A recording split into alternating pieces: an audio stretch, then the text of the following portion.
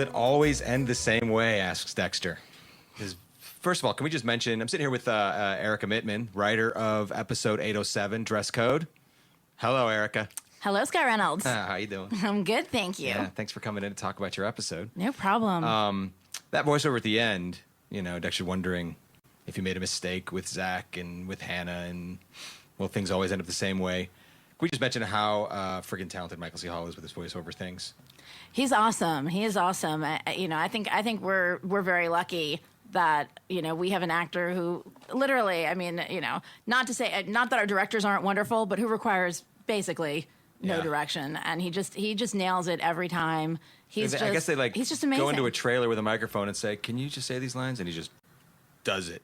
Yeah, perfect every time. And that sort of lower tenor that he has, it's great. So we start this episode off in a pretty exciting manner. Dexter unconscious at the side of the road.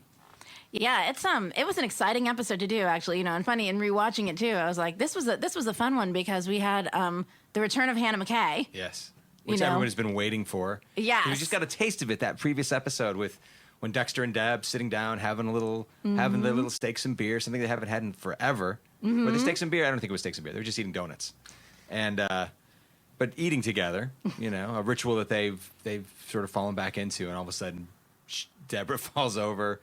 And Dexter falls over, and just as he passes out, there's Hannah. There she walking is. Out. It was, I guess that would be called cliffhangery. It was. I'm a fan of cliffhangers. Me too. People love them or hate them. I tend to like them. It's good for TV. It was, it's a super fun way to pick up the episode too. And everyone's been waiting for Hannah Mckay to come back. Yeah, and here she is back. And what was fun was we got to see a whole new version of Hannah Mckay this time. It was something we all, we had talked about in the room. We all wanted to do was see Hannah out of her little orchid farm and, see no more black bra. No more black bra, white tank top uniform for her. She was all Dolce & Gabbana and I'm sure Wendy West could tell you more what she was wearing, but fancy. Yeah. Which I thought was like, who's Lou Baton? I don't know. Apparently it's a last name. Exactly. But all this fancy designer stuff, and she's married to this wealthy man, and she's just, this is a new Hannah Mckay, and we're seeing her very much through Dexter's eyes. As we always see, much of our series through Dexter's eyes very much. It's a mystery. It's very noirish in that why has this femme fatale come back? Why did she let me live? Yeah, and that scene where he talks to her in the red coral, in the bar is evocative of that as well. It feels very, it feels like an old movie almost. When he walks in and he, and he sees her there, and it was really, it's Dexter dealing with this something he's never felt before. Yes. Jealousy. It's a very uncomfortable Dexter. It's not our usual calm, cool, collected Dexter because he's on this mission. And the other thing that was great about this episode was Zach. Yes. We had this great actor he is fantastic, and this great character that kind of allowed us to sort of forced Dexter to explain what he was doing. It put Dexter in a position where he's behaving a little bit outside his norm. Yeah. He's not doing things the way he normally does them, and he's got someone there watching. Because Zach's looking at Dexter thinking, "Teach me. You're the master serial killer. I'm your young Padawan or whatever." That's a Star Wars pad. Yeah, that is a Star Wars reference. But yeah. So he's looking at Dexter and everything that Dexter's doing, he's defining through the eyes of a serial killer, and instead he's just seeing a guy that's got the hots for Hannah. Yeah, which is understandable. I think it is understandable. I think it's such a great moment when when Zach is asking, and he's so eager, and he's like, okay, why are we here? Like he thinks they're there on a kill, and when Dexter has to admit, no, that's my ex-girlfriend. Yeah, it's very mundane. Even hearing Dexter say that, it's so unusual. It is mundane for him. Yeah. It is like. Dexter suddenly becomes this regular guy, and he's like, go do something. Yeah. And we see it too in this scene with Debra when Debra is very focused, and she's like, okay, where is Hannah at? What do we need to do? What's the plan? And Dexter's like, ourselves. And here's Dexter like, do you see this guy she's married to? Like, do you see how much money he has? Like, and he's he's trying to assess. He's like, this has to be a cover. She can't be in a real relationship with him. And Debra is the one, who being very perceptive and knowing her brother as she does, who's figuring out what's going on here. Like Dexter seems a little bit, off the mark here. What's going on? Yeah. You're still in love with her, aren't you? No. What? I'm And his protecting myself. voice goes up a little bit too, Yeah. doesn't it? I mean, that's how good Michael Hall is that you hear this very unusual thing for Dexter that he's like, no, I'm not. Like this little defensiveness that he won't even admit it to himself. And then there's that great moment in the Red Corral. Coral. Not the corral would be the Western version of the show, I guess. The Red Corral, the Red Coral, where he understands who this guy is. Mm-hmm. You're married? Yeah. Dexter realizing that Hannah is married, which is a big deal to him because he's told himself, this is just somebody she's using as a means to an end. And then to learn that Hannah is married when this is somebody that he actually wanted to marry, probably the only person he's ever wanted to marry. I mean, he certainly had affection for Rita. He certainly, but, it seemed like he was marrying her very much as part of the cover life, and it's appropriate, and that's what you do. Right. And, all of those things. You knocked her up, you marry her, and that's what you do, But with Hannah, this is somebody that, we saw in, last season, we saw that he envisioned a future with, that he wanted to marry her, that he actually wanted. Yeah, it was like 17-year-old Harrison coming in after soccer practice, and someone who completely understood him and accepted him and loved him. Yeah. And now she's married to someone else, and and that's a big deal. And here's Dexter, as vulnerable as we've ever seen him, to these kind of. These kind of feelings that catch him so off guard. And he's which is so fun confused. about it. He's like, why am I? What why am I is doing? she doing? Or why is she doing? What is she here for? What does she want from me? Yeah. It was very. I mean, a lot of times in the room we reference Body Heat a little bit. Mm-hmm. Yeah, talking about Kathleen Turner. Yeah. Yes. Yeah, and the way that she sort of controlled someone, and it's weird to think that someone could control Dexter, but if ever there was somebody that could manipulate Dexter. Yeah, I mean, if there's somebody who's going to get him to do something that he maybe shouldn't do, it would be her, and she knows that, and that's and we learned that that's why she came back is she's coming back initially. Her plans change too because Dexter. What's great I think is that Dexter throws her off also. Yes. He's not the only one. Hannah is somebody who's always very controlled. Who does what she means to do, and I mean Hannah is not somebody who. But it's a different kill for Hannah. I mean, she's a little off her game also because normally when Hannah Mckay kills someone, she's not like a serial killer in the classic sense that there's a drive, a need, a sexual whatever. She doesn't enjoy it. She doesn't enjoy it. She says that in this episode. Yeah. She doesn't enjoy it. It's just about someone's in my way, someone's going to take away what I have, and this is my last resort. Yeah. But Dexter is living a life wherever. She's now married to Julian Sands, living this multi-millionaire lifestyle. She could have let Dexter go, but she came back to do a kill unlike anything else. Yeah, well, she realizes what she's gotten herself into, that jumping on the first available, opportunity to get herself out of the mess that she was in was maybe a little bit of a mistake because she's married someone she now doesn't want to be married to, and because of her past, she knows it will look very suspicious if this new husband dies of a magical heart attack out of nowhere. And so she kind of needs, she needs another way to do it. But surprisingly, when she arrives and she has Dexter, she's got him in her, I mean, she catches him off guard. She's got him unconscious. Yeah. She could have taken him out. She could have taken out Debra, right. And she's sort of, That was a big argument for you. I remember like, why wouldn't she kill Debra? Yeah, why would she do this? We wondered that. We all wondered, why is she letting Debra live? And what we decided was that Debra wasn't in her way right now. Like she had what she needed, and she's gonna come to town, take out Dexter, bop, be gone. Yeah, before anybody knows. Yeah, she was gonna come to town. She was going to get Dexter. Her plan was to come to town, get Dexter to do this thing that she needs, which is take out her husband, and then she was going to leave. She was going to say, "We're even now." Yeah. She was going to sort of, even out the scales with Dexter, get him to do something she wants. But then she sees Dexter unconscious, and guess what? She changed her mind. Yeah, because they had this honest relationship that was unlike anything either one of them had ever had, and she decided she'd rather remember it for what it was and preserve that than manipulate Dexter into doing something. It seemed like it seemed like something she didn't want to do anymore. Which came out on the boat when Dexter, and it was also interesting to watch Dexter at the gas station deal with a jealous husband. Yeah. Yes, it was. It was. This is all new territory for Dexter, and that was one of the things. Juicy. Was really, really fun. A really fun episode. Particularly for me to write. Like this. It wasn't a whole lot of action, which is probably a good thing. It was much more. It was sort of a classic mystery. It was a classic, which was fun, and just I love the romance of it, and it was just seeing both of these sort of formidable characters off their game because of their feelings for each other. Yeah. And meanwhile, you have Debra in the mix, who cares very much for her brother, and is the last thing she wants to be poisoned yet again. Yes. By this blonde. Yeah, and Debra's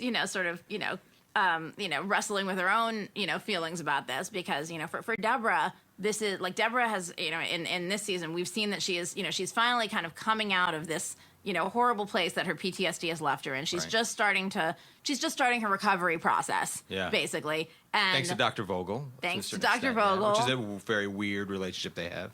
Absolutely. And, and in walks, the person who, in Debra's mind, this was the beginning of the beginning of her downfall.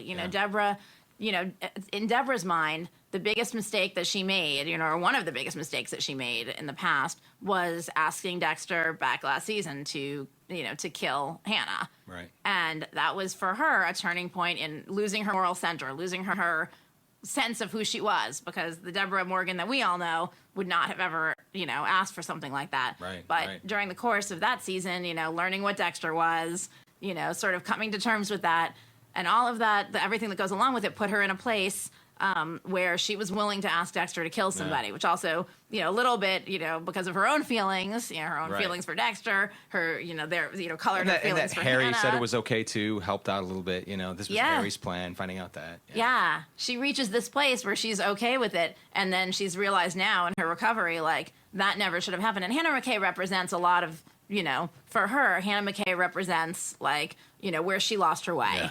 And that. So if I can get her, put her away, then I can fix my life again, sort of. Yes. That losing her way was what led to her, her this unfortunate circumstance with LaGuerta. It's led her down. I like how you say that. This unfortunate circumstance with LaGuerta. When she shot her in the chest.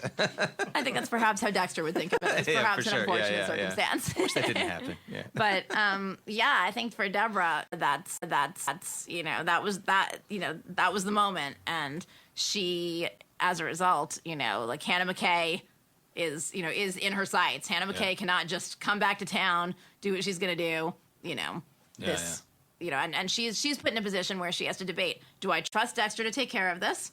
Or do I find some way to take care of this on my own, whatever the risks of that be? Right. And at first she's going to trust Dexter, and then she learns that perhaps Dexter is, a little bit less than objective in the situation and possibly not taking care of it. Which is so frustrating to her, yeah.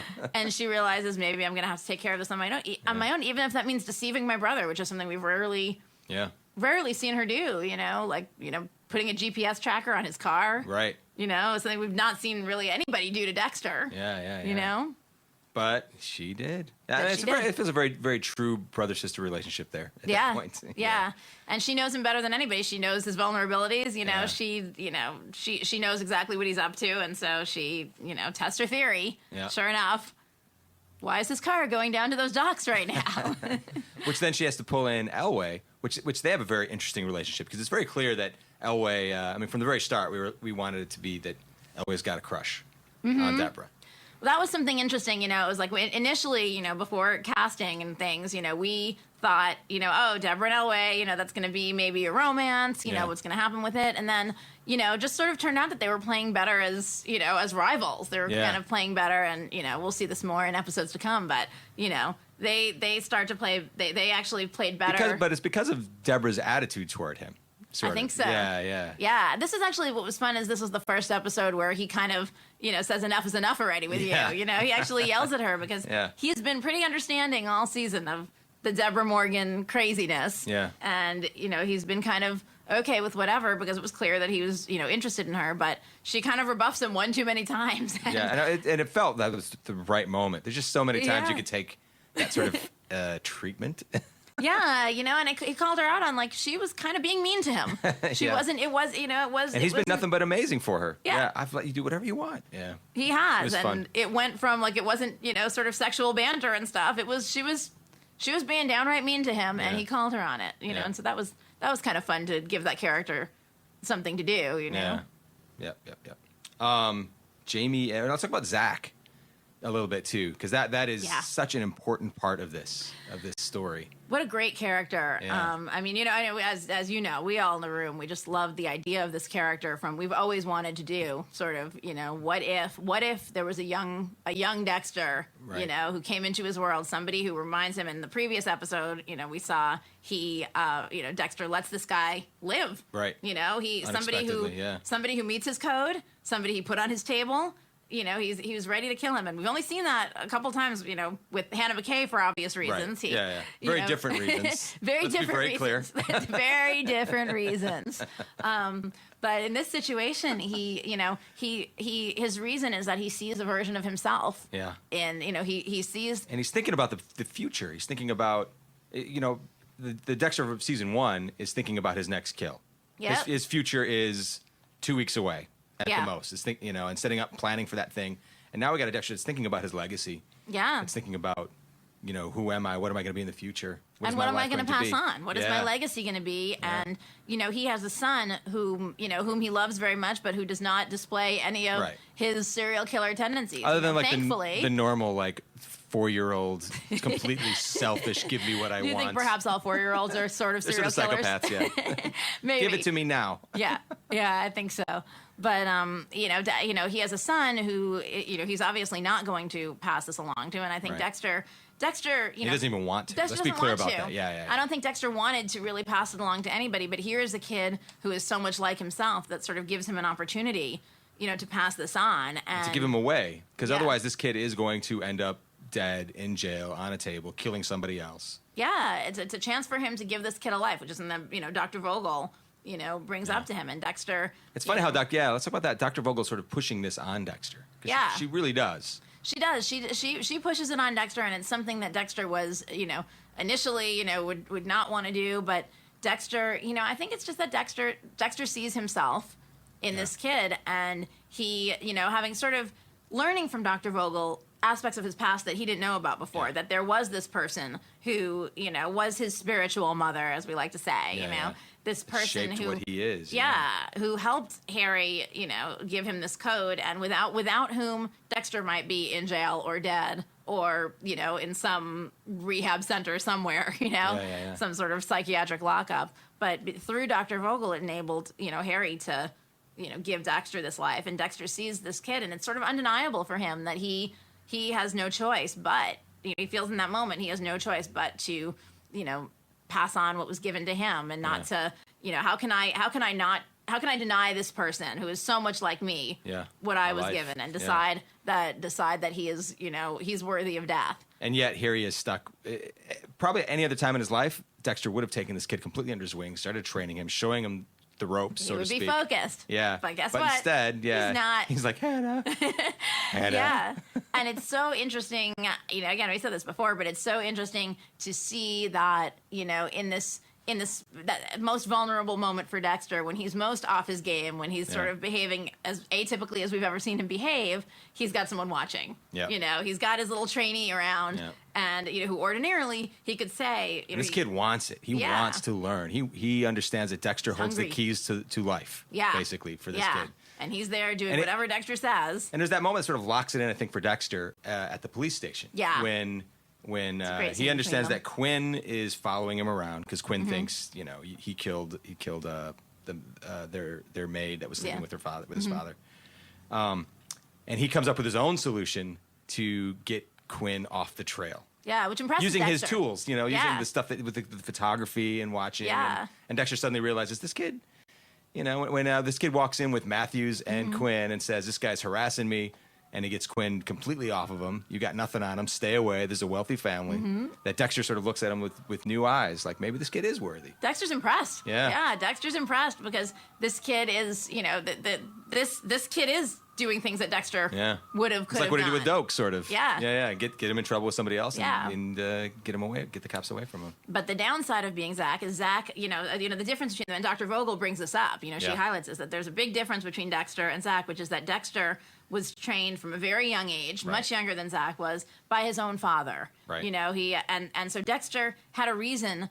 as a child to follow the rules. He had a father figure telling him, this is what you're going to do. And hammering it down on him. Yeah. And these are the rules. And Dexter, in the reasons that any child would do what their parent tells them, right. He followed the rules. And also for fear, Harry was the person who came to his rescue. Harry was who rescued him from that trailer. Right. And, back in, when he was, a baby. And yet here's Zach, who already killed somebody, enjoyed it. Yep, and, already killed. And it's going to happen. Yeah. It's going to happen again. It's impossible to hold that back.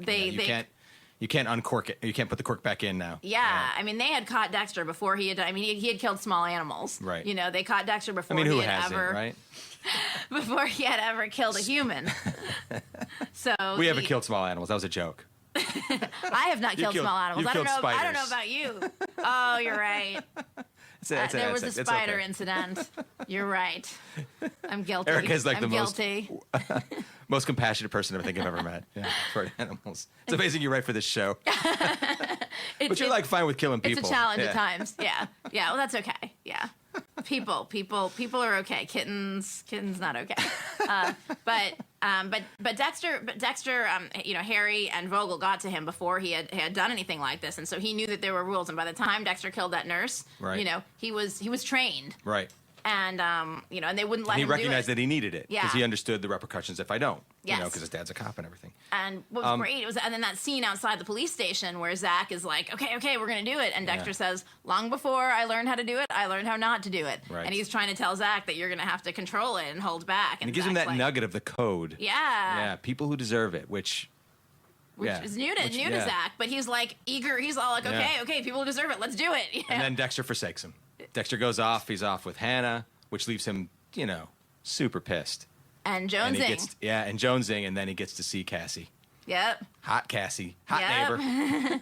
And we're left thinking, and Dexter's left thinking, it's... When he gets back home after all this stuff. Yeah, it's a big blow to Dexter's confidence, because here's Dexter, who thinks he's got it all under control, thinks he's even got Zach under control. He's calling him, he's like, okay, I'll meet you this time, blah, blah, blah, and he's trying to juggle it, but, Hannah distracts him every time, and he has to clean up Hannah's little incident with her husband. And murder everywhere. And just as he's cleaned up that mess, that was a great moment too, though. The control that Dexter says, he immediately comes in like a savior.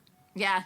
Don't worry, I'll protect you. I'll take care of all of this. Yep. That's the great thing about being Dexter is he sees a room full of blood and he knows what to do. Whereas, And she was panicky and not used to this. Yeah. She doesn't like, especially killing like that. But that's where Dexter's in control. And here's Dexter, Hannah completely throws him off. But a room full of blood and a dead guy, Dexter's like, okay. Finally. Yes. This I know how to deal with, Let's talk about, real quick before we end this thing, Debra and Vogel. Because they have a very interesting relationship this episode. She's very open to what Vogel is offering to her.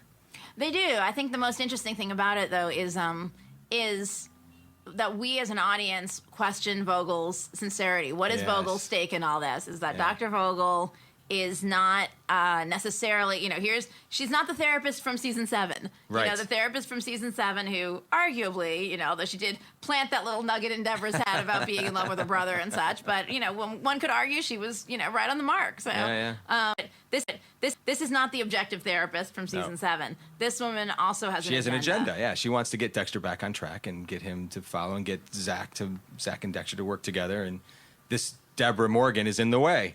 Yes, and Hannah Mckay is in the way. For sure. Yeah. And while she and Debra both might be on the same side of wanting this Hannah Mckay out of Dexter's life, Debra's suggestion that maybe we should go to the police, let the chips fall where they may. Well, we all know that those chips have an effect on Vogel. Yeah. Because she stands to lose something. If Hannah Mckay is taken to the police and Hannah Mckay talks about Dexter, this all filters back to her. And so we wonder, with Debra in this, it's interesting. We've got Debra in such a vulnerable position, that she's just on the brink of recovery with this person that she's come to trust. And, we know, and Debra's smart enough, too, to be a little bit, wary of her as well. But, we don't know, is her advice coming from a genuine, heartfelt place and from a place of an objective therapist, or is she saying what she needs to let Dexter handle this? Yeah. For her own reasons. Yeah, it's kind of walk. Masuka. It's also fun. Masuka just got his daughter back, Nikki, Dora, and he pulls some moves that are a lot of fun. He does, and a funny story about that scene at the restaurant. Yeah. Is that was our fantastic actress Dora's idea. Yeah. She's going to talk about that in the interview part after this. We actually have Dora and CS. Here fantastic! Yeah. It's a great interview. If you don't love her already, you're just going to completely be all in. She's great. Yeah. And of course, CS. You kidding me? Yeah. But it was such a funny, and it seems like, tell me if I'm wrong, you always get a strip club in your episode. It seems like that happens. You get to hang out on set on strip clubs. Dude, this is the third time. I know. Okay, but last year's that strip club was there the whole season. Right. So last year that True. wasn't all about me. But yeah, season 6, we had Quinn in the strip club proposing to Green Thong. Yep. Which was a lot of fun. Yeah. And then last year we did have our foxhole. Yep. Which we all had a lot of fun with that set. Yeah. And then yes, it's like Wendy. We've determined that Wendy West gets meals and you get strip clubs. Boobs. Yeah. Boobs. Yeah. Because this was not a strip club. We talked about a strip club. Right. But then I said, hey, I've done 2 episodes with strip clubs. Let's not do a strip club. It's like a sports bar, topless sports bar or something. I've never seen one of those. Have you? No, it's weird. It's a weird concept, but it's funny. I was not aware such a thing existed, but it was very funny. It was funny. Now you know where to watch the such a Super thing. Bowl, I guess. I don't know. It's weird. Yeah. So that but they're super fun to watch as they're growing closer and together. To see our Masuka, who's always been who's never had much discomfort with boobs. Yeah. Boobs are one of his favorite things. Like to see him get uncomfortable with when he calls them daughter boobs. It's pretty funny. It's good stuff. Well, thank you so much for coming in. Thank you for having me. Yeah. Last Dexter episode, huh? That it was. Yeah. It's been a good, fun run. It has been. It'll be fun to see where this thing goes. Yeah. Arika Mittman. Thank you. Is there? Do you have like a Twitter or anything like that, or no? I'm on Facebook. You're on Facebook, yeah. I'm too old for Twitter, I think. I'm older than you. I love Twitter. No, I don't really. I think I have a Twitter account, but I don't really use it. I should get on that. All right. Because I was going to let you, pimp it out. But I'm on Facebook, so. Okay. All right. People could find you there if they want. All right. Good call. Okay. All right. Thanks again. Thanks. All right.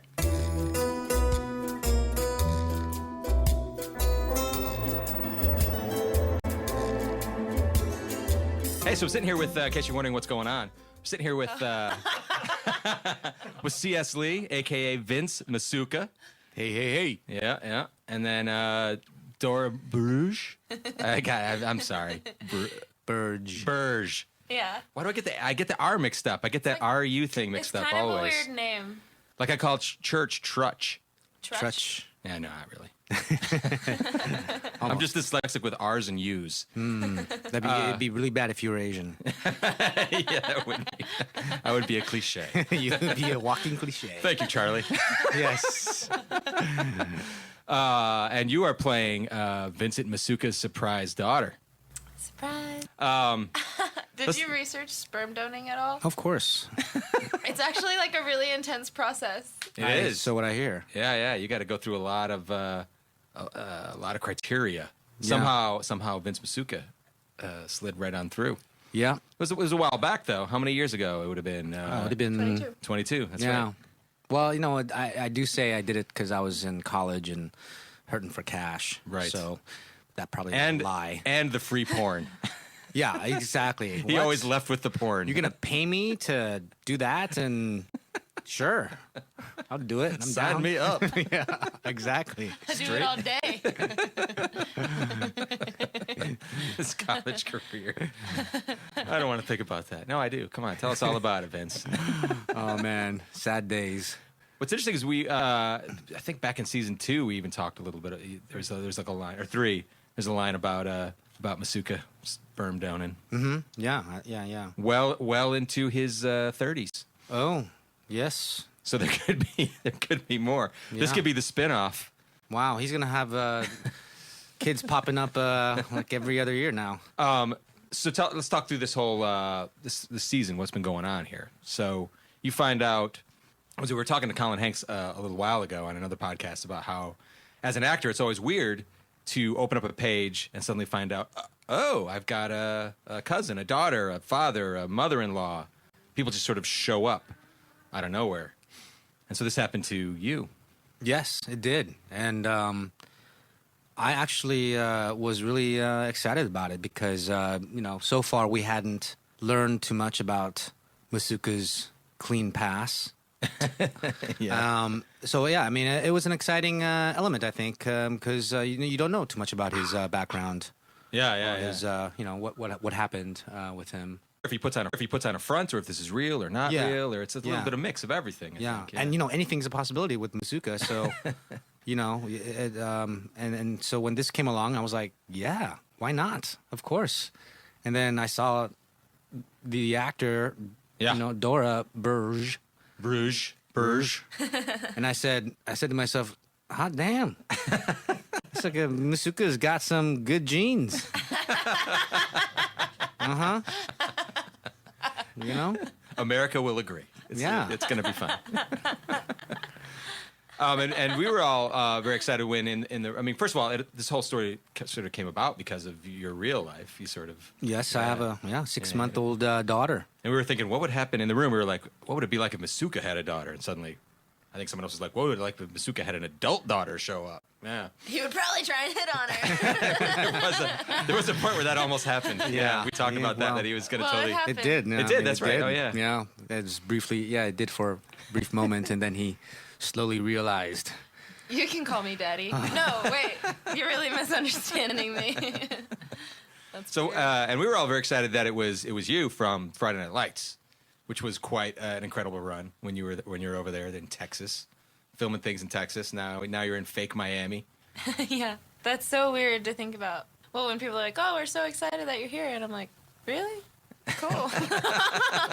That's exactly. I think that was our exact conversation. I was like, "Man, you were so great on Friday Night Lights. We're so excited you're here," and you said that. Really? Cool. You went from one good show to one better show. No. Friday Night Lights was actually, I give props. That was a very good series. Yeah. Beginning to end. Amazing. Very good series. Good stuff. I feel pretty lucky, Yeah. Like, y'all do all the work, and then I'm like, Hail Mary, like, at the end, and just, like, show up and ride y'all's coattails and, like, pretend to be cool. Like, oh, I'm on this, like, really cool show that's been happening for 8 years, so I just popped in to say hi. Like, I think y'all are making me cooler. Maybe. I don't know. You're sitting with a writer. Huh? I think writers are cool. Oh, well. She's got different, She reads books and things like that. So you come on in the set. We like talking a lot about that. How did you get the role? How did this all come about? Oh, it was pretty random. I went in for a pilot audition. Right. And Sean, the casting Is it director. Sean Dawson? Yeah, right. Sean. Yeah. He kind of was just like, oh, I really like your look and everything. And a role came on my desk today for Dexter. And I was like, oh, cool. He's like, yeah, so you should come back. Like, I'll set up a meeting with your agent because I think you'd be perfect for it. And so I was like, okay. So I didn't do very well in the other audition. I didn't get that one. Thank God. Yeah. But then he he noticed me and like my eyes or whatever or something and was like, "Oh, you should read for this." It was haunting eyes. Yeah. Soulful. Yeah. Haunting. That. And what did you, at that point, what did you know about the show, Dexter? I didn't know much actually. I had never seen it. Okay. Just because I don't really watch a lot of TV. But I knew that a lot of people really liked it, and that it was like a really well-respected show. And so I looked up, YouTube videos because I had to do your laugh. And so I was like, that's right. That was in the audition. It was like she does the laugh. Yeah, I was like, if I have to do the laugh, then it must be like a thing. So now, was that something they specifically asked for? Yeah. They're like, okay, make sure you do a Masuka laugh. Well, I mean, like it was written in the script, like she laughs, and it's his laugh, and he's all like, oh, like maybe she is my daughter. I don't think I did a very good job at the laugh. I think they just kind of like let that slide. It wasn't a big deal. I guess everything else was good. Well, I would try and practice. It was funny. Like I had like my friends helping me like practice it, and I would try and like slip it in to like everyday conversation. Right. And then finally, like we were on a road trip, and I tried it like one last time, and then like we all just kind of like had a quiet moment. I was just like, I can't do the laugh. And, like just had like this woeful moment of realization, and then we just like laughed about it. It was pretty funny. Were they trying to teach you? I'm really well. We were like this. Yeah, well, we were having fun with it, so I'm sorry if I your laugh. You're really good at it. He's the man with that laugh. There it is. Yeah, that was right. No, I think we kind of worked on the laugh together, and Yeah. I think by the end you definitely hit it, and it's it's quite funny to. Yeah. It's a nice, easy TV way to express this really is Masuka's daughter. Yeah. Exactly. Well, Exactly. and it is genetic. it is those really weird things that connect. Yeah, people. that we do that our parents do or whatever. Yeah, like I noticed that like whenever I sit at the computer, like I like hold like my mouth like my mom does or whatever, and then I'm Yeah. like, oh my god, like I see myself outside myself, and I'm like, I'm sitting just like my mom at the computer. That's Become so my weird. mom. Yeah, I love my mom, but But it is. No, it is. It is. I a love weird you, thing. mom. Oh, she's not going to listen. Are you listening, Mom? Okay. Oh, she's listening. Okay, if you are, stop listening now. Yeah, exactly. We're about to talk about some stuff that you may not want to hear. Yeah. So the laugh. Can you guys? Let's. Can you do the laugh? Can we do the laugh? Because I think we talked about this in the last podcast. Yeah. One of the most amazing moments at Comic-Con was this moment when when CS let everybody in the Masuka laugh. 5,000 fans. 5,000 fans doing the Masuka laugh at Oh my Comic-Con God. was Pretty hilarious. amazing. Yeah. Yeah. So I think people should be able to hear Ready? hear Lay it on us. laugh. Come on, daughter. Okay. Let's do the family laugh.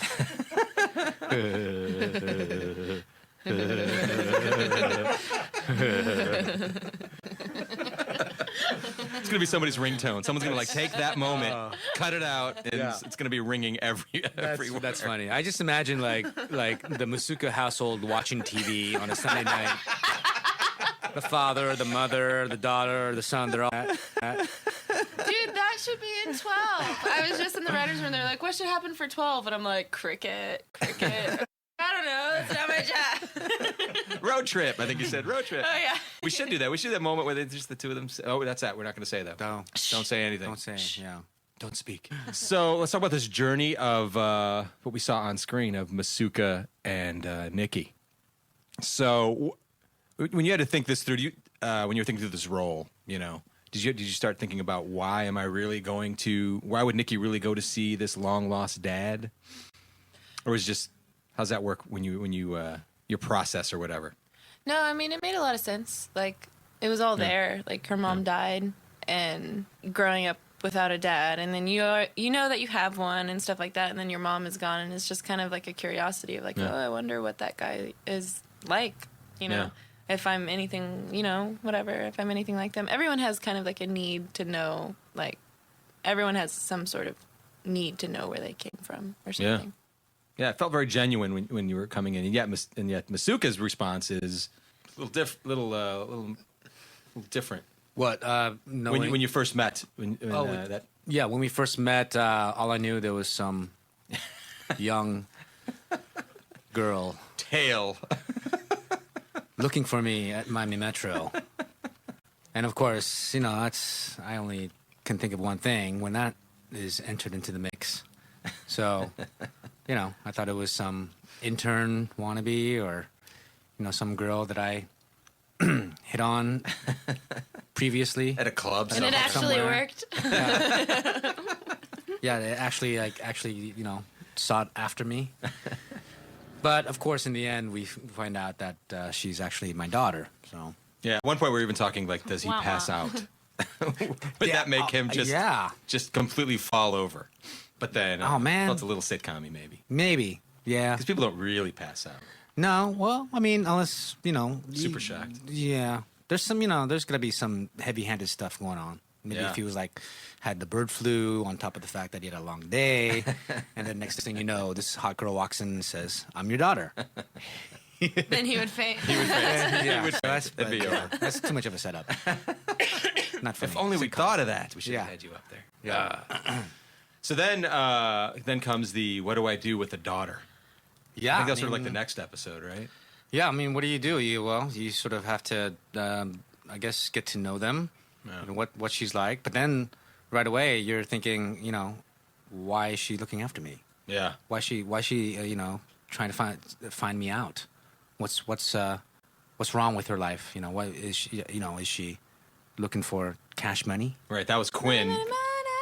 Yeah, Quinn put that idea in my Yeah, head. yeah. Of course he would, because that's how he. Yeah.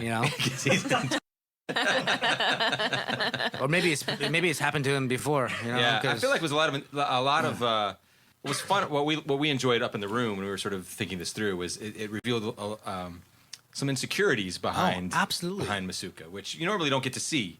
Yeah. I'm No. in that way. No, it's definitely I think a lot of thoughts, would come into one's mind if that really happened. A family member out of nowhere comes into your life. And luckily, Masuka has his ways and means of discovering to make sure that this is the real deal. Oh, of course. Yeah. No, yeah. Took your he's- hair or something, I think it was. Yeah. Yeah, hair sample and, DNA test and, yeah. Bam, it's real. She's a Masuka. Yeah. Which then led to this, what's his face? Quinn, Yeah. who poked at those insecurities. Yeah. That I think were probably there under the surface the whole time, but it's like when she came to the station, there was a sense of pride too, which was interesting to see in Masuka. Yeah. Yeah. But, also the way Quinn reacted initially, I think, says a lot about his character too. The Yeah. way he reacts and the advice that he gives me. His insecurities are Exactly. Yeah. It's revealed, I know what type of person you are, Yeah. Says, because I'm sure he's probably hit up his family for cash or, Or been hit up as a cop, he's the dirty cop that Quinn was. Yeah. Right? Making Isn't money. that funny? Like the way you see the world is a reflection of like Who just you the way, are. who you Who are. you are, yeah. like, the It's way so you true. see It is things. true. But, in a way, that makes a lot of sense because if you didn't see that in yourself, how would you recognize that? Yeah. You know what I mean? Yeah, yeah. So, like, when I often find myself doing that, like, if I'm hating on someone, for whatever reason, and I think back, I'm like, wait, sometimes I do that. Yeah. So, you know what I mean? Because I can only dole out, criticism because I do it myself, But that's true. Yeah. There's always four fingers pointing back at you when you point. I don't know. That doesn't make sense. I guess it's three. Yeah. It would be three, 3, yeah. unless you're a mutant. And so then, the next episode, we sort of follow up with Masuka trying to figure out. I guess it's that same episode at the food truck, where Robert Lewis's son works the Yes. worked the food truck, Yes. which is that moment when Dora, where Nikki very innocently just starts asking questions and doesn't have the money on her, because it Yeah. feels very genuine what's going on with Nikki. Yeah. Doesn't feel like there's money issues at all. Hidden agenda. Yeah. Yeah. I thought about that both ways, Yeah. Like, in that same episode, you're all like, Yeah. oh, I think, like, she's just after me for my money or whatever. Yeah. And so I kind of, in my mind, played it both ways. Like, I don't know if anyone else catches up on that, but I played it like, that I was being sincere and stuff like that. And then I also played it like, maybe, like, in the back of my mind, like, maybe she is a manipulator of men. And Of dads. just of men in yeah. general, Yeah, you know? yeah, yeah. Well, ultimately, every woman is. No, but like for real, like though, and I thought about that and was just like, okay, well, like the best, like he offers me $5,000. Well, what Yeah. if like maybe I need a little bit more than $5,000? What am I gonna do? I'm gonna be like, dude, blah blah blah, and then he's all like in love with my morals, and then eventually you just get more money out of that. Actually, Oh, that's wow.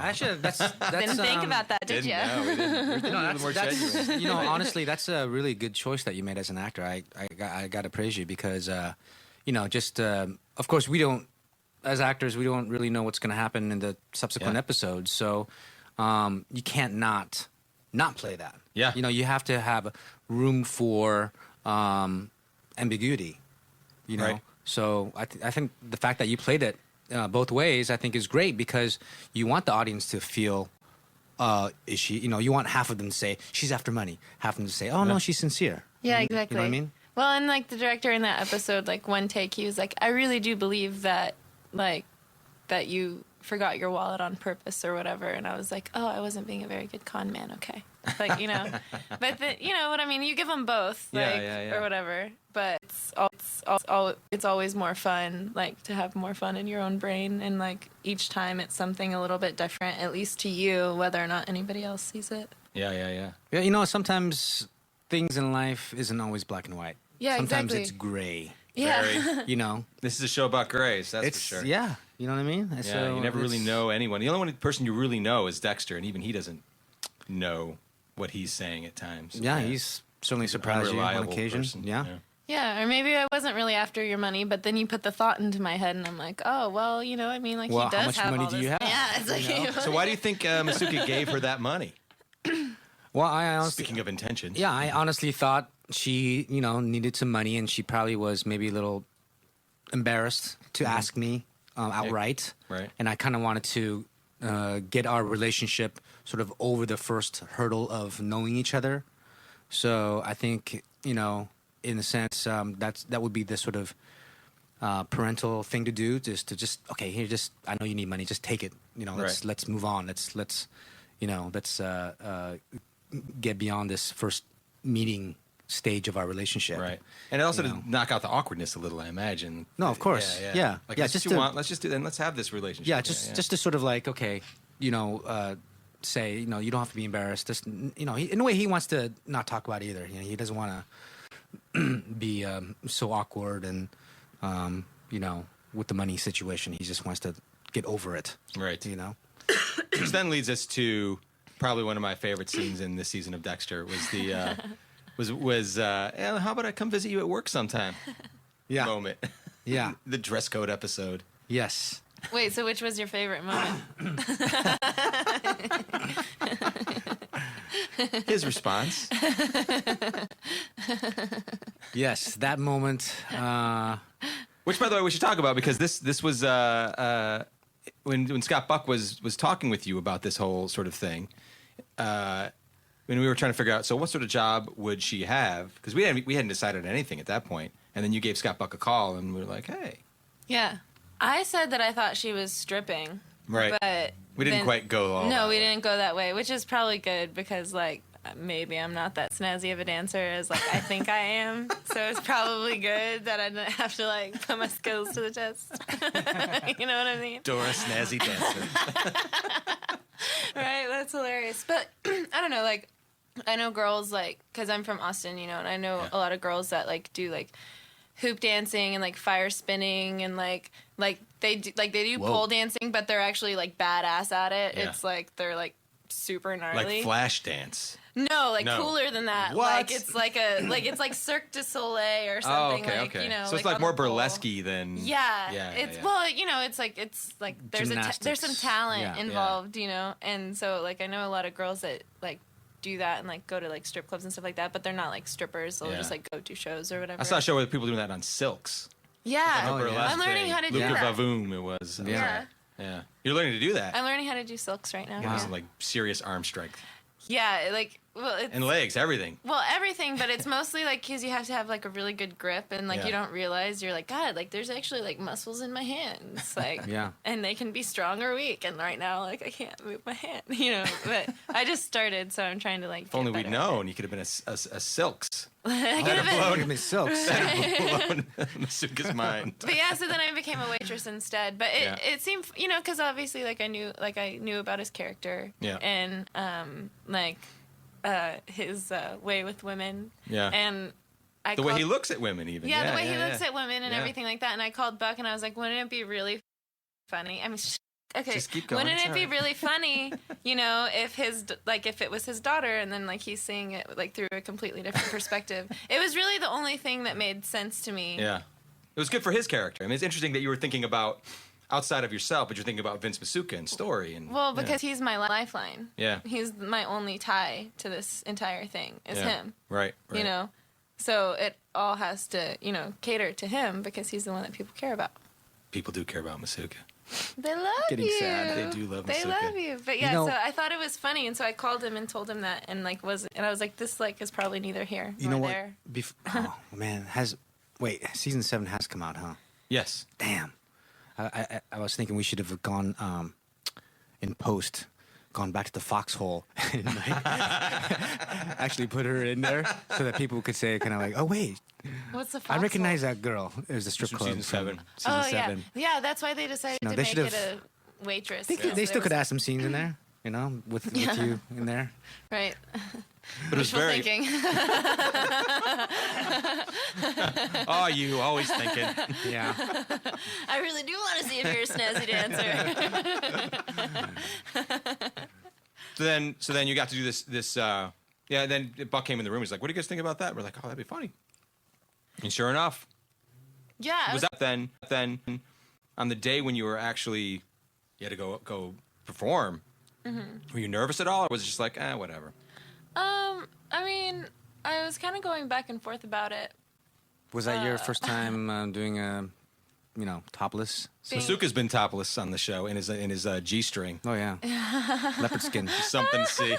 Leopard skin G-string. Yep. If you ever want to see it, Season 5 or 6? I think it was 5. 5? Or maybe it was 6. I forget. Whatever. It was the What episode? episode with the woman from. She was on from the L Word. L Word, right? yeah. He was. We find out that he's got all these tattoos all over his body too. Well, one big tattoo yes. of a dragon lady, and her tail. It's on my back, of course, and her tail goes down my butt, and then at the front, just above the. This was actually my idea. Just above the Penis? Above the G-string line on the front side, I was like, you know what? The tail should end there. Yeah, it was amazing. So if you actually put it together in your mind, you would think, oh my God, the tail goes down his ass, comes up his crotch, Yeah. by his dingaling, and it was ends up by amazing. by my belly button. Yeah. That's where it ends. So. Who said this isn't a collaborative effort? Yeah, it was great. It was cool. If you go to the costume shack over there, go to talk to Kathleen. Yeah. There is a little bag next to all your shirts. Oh yeah, There's like 2 rows of shirts. There's a little bag with the G-string in there. Oh man. I hope The they never- tales that could tell. Are they gonna I told archive her. that, or- No, yeah, I told her never to wash that G-string. I don't think. We could sell that on eBay. Never washed. Masuka G-string. Yeah. Straight from. I felt that when I had to go on stage to do. I was killed by Dexter, and I had to walk out in my man panties. I was quite a bit. Suddenly I was like, nervous. "What did I? Why did I? What's going on?" Now the whole crew's looking at me. And take off the robe. Okay. When was that one? That was episode 7-11. 7-11. Yeah, it was like a dream sequence, but I don't know. Like it was. I mean, I guess it was a little bit of a rush. I'm not gonna have top on, but I don't know. I'm not really. Yeah, I've been kind of thinking about people's mindset of cover yourself and Right.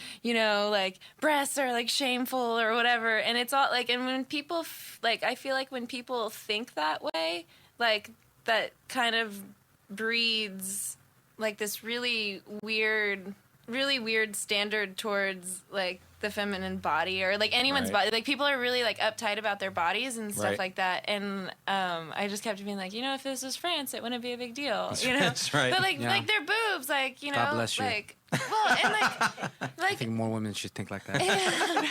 and it's just thinking about we create these rules, that are counterintuitive to what our instincts are. Yeah. And we put those rules on God, who gave us the instincts. Right. You know what I mean? yeah. And then you feel that your natural urges and that your whatever what nature is you feel shameful and bad about it, and so then whenever dudes look at a woman and she's beautiful and it arouses them, it like suddenly switches into, instead of a beautiful thing, it's a dirty thing. Right. And instead of like, oh, I want to like honor and like cherish and like respect that, it's like, no, I want to, you know. Right. But that's sort of the weirdness of it being in a restaurant. Exactly. Yeah, it's in a sports bar. Well, and like I've worked at, you know, like a restaurant like that. It wasn't topless or anything. Right. It was like a It Hooters was or whatever. bottomless. Yeah. Oh, I was talking about the drinks. I was talking about the drinks. Of course. Bottomless drinks. But you know, like guys get like a really bad rap. Like they just want like someone to talk to them and like bring them food. And like one time this guy comes in and he's just like, you know, I feel like as long as I sent money home, my wife wouldn't care if I never came home. You know, Oh. there's a double standard. Like women subjectify themselves to only being a body, and men also like turn around and subjectify themselves to only being a wallet. Right. You know, Yeah. like why do we do that? These weird roles we put ourselves in. Yeah, and it's not true. And yet Masuka didn't feel comfortable with that at all. Yeah. Yeah, At and all. then it's funny because it's like now he sees, like, when you think about it, it's like every woman, like that's someone's daughter, that's Yeah. someone's sister, you know. Daughter boobs. Was that Yeah, the line? exactly. Oh my God, daughter boobs. And it Yeah. totally makes him like change the way he like sees a girl, and maybe he'll talk to I mean, her that's differently. that's something I think all fathers go Yeah. through experience. You know, when your daughter gets to a certain age and you can no longer give her a bath or Yeah. even sometimes hug her because your daughter's gonna be like, Dad, stop it, you know. But it's definitely something that It was a growing Masuka moment for reacted Masuka, to. sort of. Yeah, like he saw the world in an entirely different way. Yeah, Thanks to the restaurant. yeah. You're welcome. Thanks to your pitch to Scott Buck on the phone. I don't know what I was thinking that day. I was like, I like went to call him like a few times, and I was like, I'm not gonna call him and tell him that. He's gonna think I'm a freak, you know. But then I did, and then a couple days later, my manager was like, "Oh, hey." What did you do? I was like, "This is your idea." Well, at least there pretty were funny. there were other women in the restaurant who were topless. Yeah, know, I loved so- it. There were no fake boobs in the restaurant, which I thought was really nice. There was Well, I don't know about real that. pretty boobs. Well, not the ones that were like. you He's could a pro. actually see. He was in Masuka mode, so he knows. I don't know what breasts you were looking at, but the ones But- I were looking at. But like it was really funny because like you like walk around and then there's someone in wardrobe there with like a shirt to like cover Yeah. yourself up and everything like that. I'm like, I'm more embarrassed like making a big deal of it. Like Right. no one Yeah. cares. Like they're just boobs. Like they feed babies. Like it's okay. Like the more of a big deal, Yeah. the more of a deal it is, the more embarrassing it is. Like if it's not a big deal, Should be. I mean, should be. I mean, isn't it funny how far we've come from, back in the days, like in the 1800s, where women wore, dresses down to their ankles. Yeah. And then slowly, the hemline has gone up. Like at one point we were like, "Yo, check out those ankles, man. Yeah. Nice, right?" Eat. Well, And now we're done. Now that women can, walk around in a bikini, and we're like, yeah, whatever, And not in other countries. Well, Some places it's a well, little- I mean, it's if a little you're, rough. if you're at a beach or something, it's Yeah. still acceptable in the U.S. of A. Yeah. Yeah, it's pretty funny, like to think about. But there's always, like peep shows and like Yeah. dirty pictures and, like it's nothing new. Or the internet. Yeah. Or the Yeah. entire internet. Wow, I can't wait till that day comes around when there's so much boobage around where we're like, just boobs. Scott, don't look over there. It's just boobs. Just more. Just, more Just two boobs. more. It's funny. Jada Pinkett Smith had like this really cool quote. She was talking about. I would totally butcher it if I tried to like repeat it, but she was basically just talking about like people's mind frames like towards like men and women and stuff like that, and how like women have just kind of become like and like this thing for comfort rather Right. than like a full Especially in Hollywood a little person. bit. I mean, there's yeah, definitely this. well, yeah. Yeah. It's funny, like if you're too fat, everyone's making fun of you because you're fat, and then you go on a diet and you get skinny, and then everyone's making fun of you because you're too skinny, Yeah. and then like That's happened on this show. yeah, People got too skinny. or like Yeah. it's just like it's weird, like and everyone's like looking at a magazine like, oh, she's pregnant and she got fat, and it's like, well, everyone gets fat when they're pregnant. Like, who cares? Like, we're all people, There's a child growing in there. Yeah. It's really funny, but it's a really good quote. I'll like find it sometime. And, Google it. Everyone Yeah. Google Jada Pinkett Smith. But not images. Because then you're the bad guy. Yeah. So, after that scene, after he has this sort of heart-to-heart moment, Masuka has this heart-to-heart moment where you're putting up because all that stuff wasn't in the script, the stuff you guys were doing. No, but how can you if you're sitting across from your daughter and at a table and her boobs are staring you in your face? You grab the first thing you can to put some blockage on. And you were just sort of, hey, Dad. Well, It was interesting. That was an interesting choice too. There's no shame. I don't think in any of the takes really. Yeah, because I didn't really feel shameful about it. I didn't think there was anything shameful about it. Yeah. I didn't feel like you were making a point, like, oh, Dad, look what you've done to me, or anything like no, that. No, not at all. Like, she's in college. She's probably, taking like philosophy classes or, women's study classes or whatever, and, rethinking what is true and what is moral and what is right and what is power and what is weakness and all that, So I think she's just kind of like, her whole thing is that she's just learning and figuring out who she is and experiencing as much as the world, like, And this is my dad. Yeah, and this is my dad. And well, Dad, like, you've seen boobs before. And he's all like, oh, I come to places like this all the time. So it's like, see? So, like, how are you going to be a hypocrite, And maybe, I think, she, like, it is a little bit embarrassing. Like, it was a little bit embarrassing. But I don't want to give him the satisfaction of embarrassing me. So I'm just going to embarrass him and pretend that I'm not embarrassed. She had the power. She did have the power. She did have the power, and she's obviously more advanced in thinking and smarter than Just as long as we're not leading us down a path where Masuka and Nikki end up going to strip clubs together. No. Yeah. No. That would be funny. That would be weird. episode 813.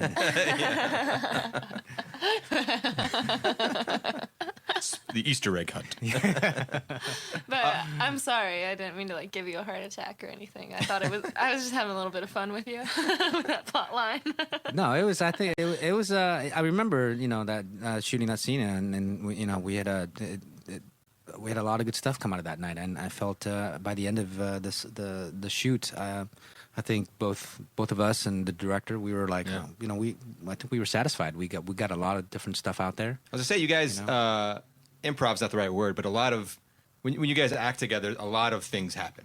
Yeah. It feels it's a little more free, I think. Yeah, which is kind of cool because I tend to make a little bit adjustments here and there. Yeah, always. Masuka always has from the very beginning. Script.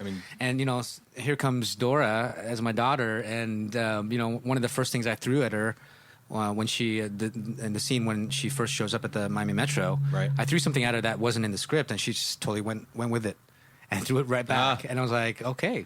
Then I was like, at that point, I was like, okay, this girl's good. She's this from a guy who went to he was like Harvard. Yale. Yale, sorry. Yes. Yale School of Acting, theater, right? whatever. Yes. He's got like a master's or something. Yeah, it's I don't know, masters of acting. Yeah. Acting, no, what is it of? Something. Again, I can't remember. Yeah, master of fine arts. Fine arts. Yeah. That's really cool. So he knows. No, exactly. Yeah. He knows of what he speaks. Yeah, isn't it funny like how differently everyone's path is, and then we end up in the same place, No, but in the end, it's really about once the cameras roll, in the end, it's what you see and what happens, and how the actors react to each other, and you reacted appropriately and quickly in the right manner, and sometimes I do that to Michael C. Hall too. Oh yeah. I mean, in fact, I love doing that to him because in some ways, Masuka he likes to do that to Dexter because it kind of puts him on the spot. Yeah. Makes him nervous and slight bit of power you have then. Yeah, exactly. It's more fun when you don't it's more fun when you don't feel like someone knows exactly what they're about to say next. Yeah. When you catch a life moment. It's more fun. Did you have that on Friday Night Lights too, or was it a little more stricter? No, there was a lot of that on Friday Night Lights. You probably had a lot more in Friday Night Lights, right? Yeah, I mean, I heard you guys didn't even have scripts. No. Or you didn't even have lights or something. We didn't have cameras. Yeah, it was all iPhone. Yeah, that'd be funny. Shaky. No, there was a lot of freedom in that. But there was never like abused freedom. It was, you know.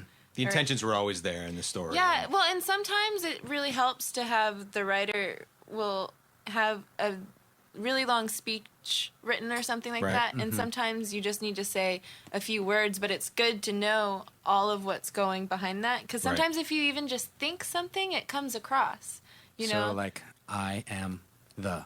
You know what I mean? Like, because, you know, sometimes... The intention's there. Yeah. The intention's there and everything. And sometimes, like, for me, like, I get really bored with the same thing over and over and over again. Yeah, which is what that is. People don't know. That is what TV acting is. Again. Yeah. Do it again. Closer. All right, bring the cameras down closer. Yeah. Any kind of film acting, really. Yeah. You know, there's a lot of that, depending on what you're doing. But, you know, it's also, you know, more fun sometimes to, like, say you're sorry or than to ask for permission or whatever. Ask for forgiveness rather than permission. And just say something and throw it out there. Like, I've said sorry a lot in my life. Well, you know, I mean, ultimately, you know, I mean, I don't...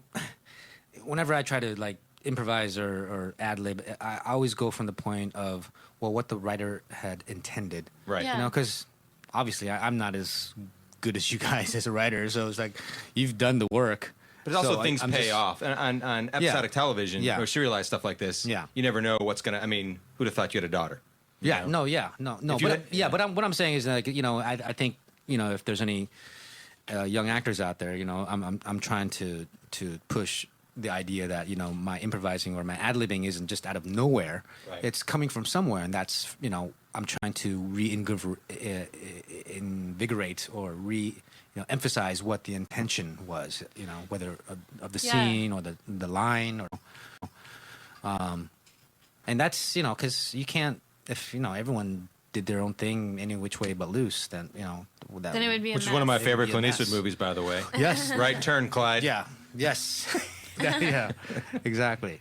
But yeah, it was really cool. And, you know, sometimes, like, especially on a show like this, it's like, it's really fast and characters come in, and sometimes it's like, we're not really sure what to do with you, you know? Right. They have 30 other characters that they're worried about. I am sitting at home, like, not doing anything. I'm working a couple days a week, so I have a lot of time to think about it, you know? So sometimes I'm like, oh, did you think about this? Like, did you think about that? Because, like, it's just, like, when you're an actor, it's not all, like, to be a good actor, you have to be bringing your own ideas to it. And you you have to be thinking about, like, why did I put these shoes on this morning and blah, blah, blah, blah, blah. Like, you're given tools and you're given things, but you shouldn't just only being told what to do. Like, you should be thinking about your character way more than anybody else's, you know? Yeah.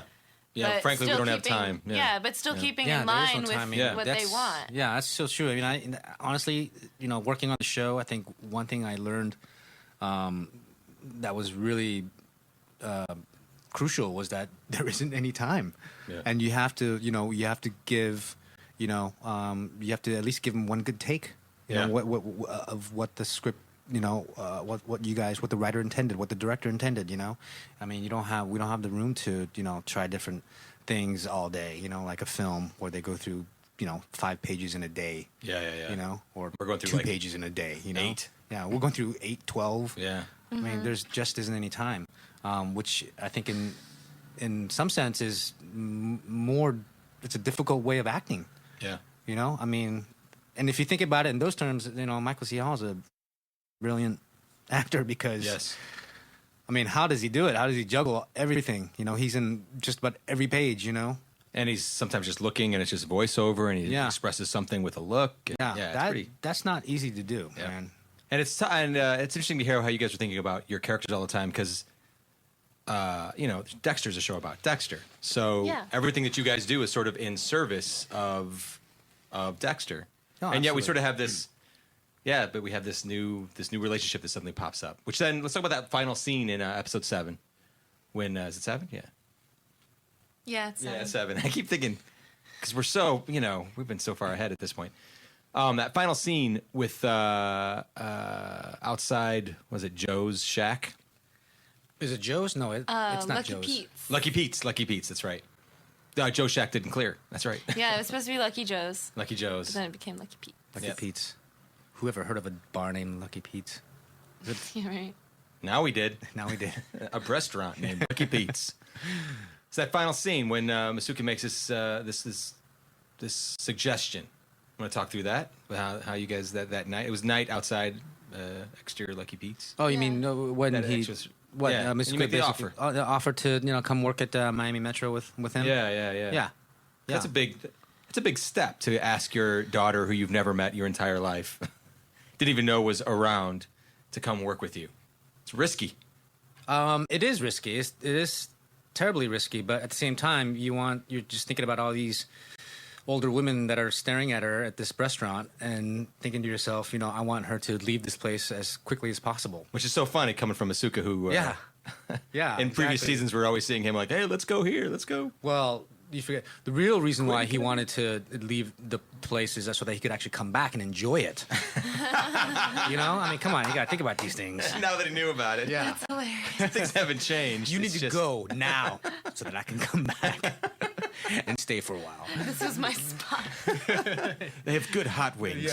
That's so funny. One time I was in a fight with an ex-boyfriend, and I went to our mutual friend's house, and then he shows up, and he's like, "This is where I come to get away from you. This is not where you come to get away from me." Sorry, aside. Keep going. Yeah, no. So I mean, Masuka basically offers her a job at Miami Metro, helping out, with paperwork, and which is great because, honestly, Miami Metro has always been understaffed, and we've gone through was it last season, a couple of seasons ago, when he went through some interns and didn't work Yeah. out so well. So it kind of was the perfect job. Yeah. And then we're left with this wonder: is Nikki going to join up, or is she not? Yeah. In that moment, you didn't know if you were going to do it or not, did you? I mean, because I don't think you got that script at that point, or maybe you guys did. Figured you would, though, huh? We didn't know. We didn't know. No, we didn't know. When we were shooting the still scene. don't know. I No, kind we of, didn't know. Figured in terms of plot that I would probably, Maybe. We'll do find that. out. Yeah. It would be kind of like a wah. No, I don't think so. And then she's gone forever. I was hoping that I would, obviously, like plot wise, like Yeah. be more into the show, as an actor. I don't know. Just talking. How did I feel about it at the time, or how did I she don't feel know. about Just it? about that scene, whatever. Yeah, it was a really good scene. I really liked it because he was so excited Yeah. and was like, It's a connection with the father. yeah, and you're like, it's like great, and you're gonna get to like work by me, and Yeah. blah blah blah blah blah, and It'll be a like, quarter of the pay. Yeah, yeah. There's that. There's that. So then it goes back to like the two sides of the same coin. Like if she's like really sincere and was wanting to be independent and everything like that, and then like turning around and being like, yeah, okay, like this job really does kind of suck. Like and this, like this. I could put this on an actual legitimate resume Right. rather, you know what I mean, Yeah. and all those things, and like, okay, this is a really good step, and this was a really nice gesture, but then there's also like that same side of, Boots to the ground, money. well, yeah, exactly. He's offering like more ways, like he's offering more to take care of me, Yeah. and more into his life, and more integrated, and Yeah. things like that. And you know what happens next, right? She gets involved with, she finds herself terribly attracted to forensics.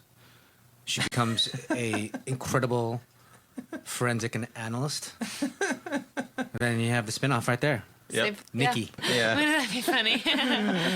I know this show's called Dexter and all, but Yeah, so it's been fun to see this side of Masuka and to watch as Nikki wonders, because I'm not really sure that Nikki was even thinking of being this involved in her dad's life necessarily. yeah, it's also kind of like a whoa, like I don't really know. Slow down, boyfriend. Yeah. There's a lot of emotions behind it, Yeah. like That's what happens when you grow up. Which is sort of Masuka Feel a growing lot up of- too. Emotions. Yeah, absolutely. Yeah.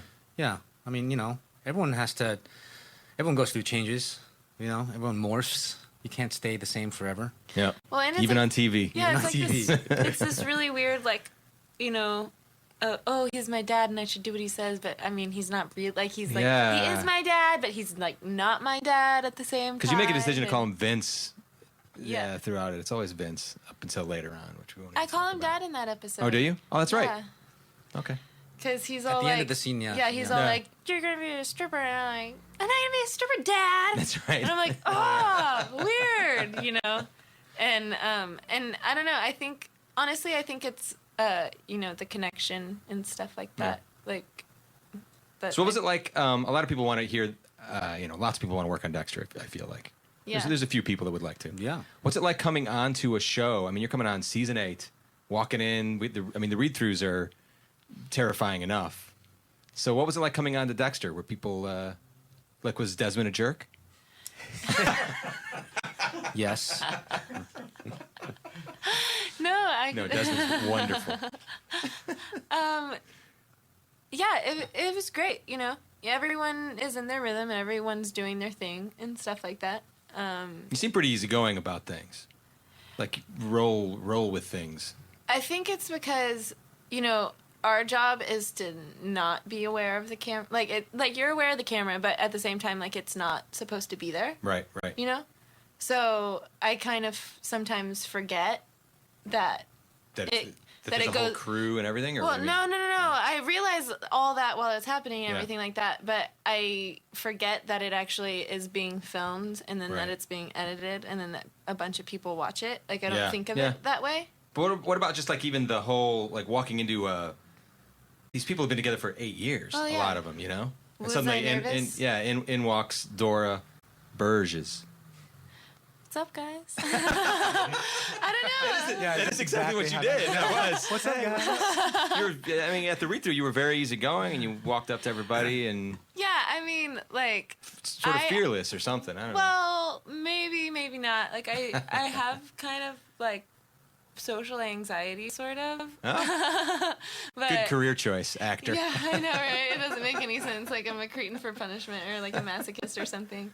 So, but, you know, characters are different. So when Yeah. it's a moment where you're just, like, being yourself, like, sometimes that's even stranger. Right. But I was really excited, and I wasn't nervous or worried about whether or not anyone would like me, because, I mean, it doesn't really matter. And if people don't like me, then that probably looks better on screen, Right.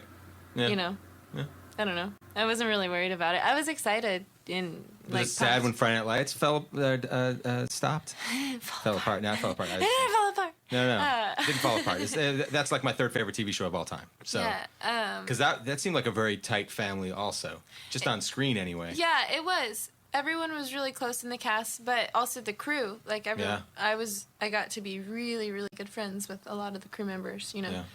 and still, like, keep in touch with them and everything like that. And it is a tight-knit family because, you know, we're all in Texas and it's a bit Yeah. of a smaller pool. Because you were You know- local, right? Mm-hmm. Yeah, like a local. They call it a local hire. Or? Yep. I was local. And, I don't know. It was just cool. It was kind of like my form of college, sort of. Yeah. You know, and a new It's a good family. college. Yeah, right. TV. And I don't know. It was sad that it was over, but at the same time, it was more exciting because it's like, oh, like, yes, I have that. It's always better to go out with people Right. wanting more Yeah. than to, you know.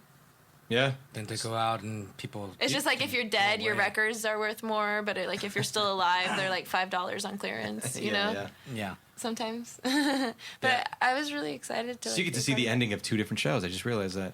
Yeah. Yeah. Yeah. Yeah, it's weird. I come in. It's funny. It's like I don't even have to like do much. Like y'all have done all this hard work, and everyone like already loves y'all already, and I just like get the blessing of like getting to come in and like. It'll be ride the fun as coattails. people see you on the street, I think, now. As Masuka's, I mean, Masuka, lots of people, I mean, I imagine you get stopped quite a bit. I do, yeah, even more so now. Yeah, all the time, man. I mean, Beloved Masuka, and now great. you're the daughter of beloved Masuka. Yeah, everyone's like, you know, that talks about the show. Like, will like ask about all the characters, and like all my friends are like really jazzed about your character and stuff. So it's, jazzed. Jazz. Yeah. Jazzed. Well, you know, it's cool to see everyone passionate about, Yeah.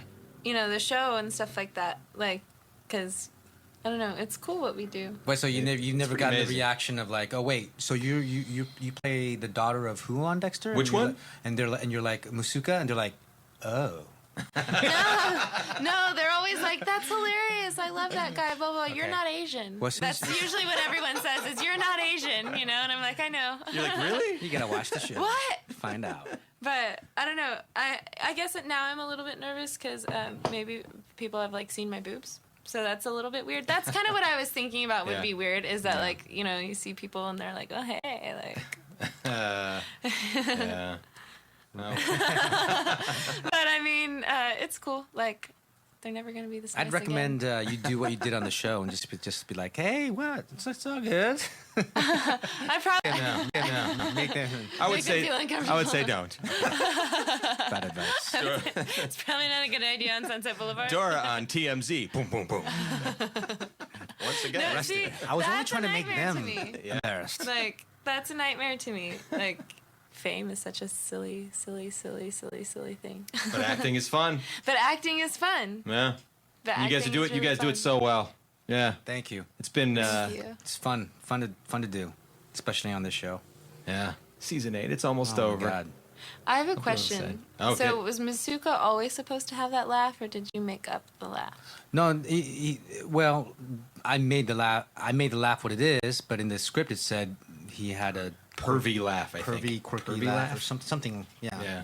That he had in the book, because in the book it's described that he has a strange laugh, right? Yeah. Totally. Yeah. I think pretty much your first introduction of him of Masuka is there's a woman who's chopped up into parts in the bottom of a swimming pool, and a man has his. No, that was Batista. Yeah. But it's in the pilot, and then he says something, and then he gives the. Well, I talk about how hot Debra is. Oh, that's right. How hot she's looking. That's right. To You're a Dexter. sexter. Yeah. And he's like, dude. That's my sister. Yeah. Yeah. Though it's funny with Dexter because he doesn't know that's a weird thing to talk to your brother or Yeah. to talk about your sister like Yeah. that. He has no idea. Yeah. It's fun. What can we get one more laugh as that'll be our sort of entrance out of this. And once again, this would be I don't know, Masuka and Nikki sitting around watching TV. 1, 2, 3.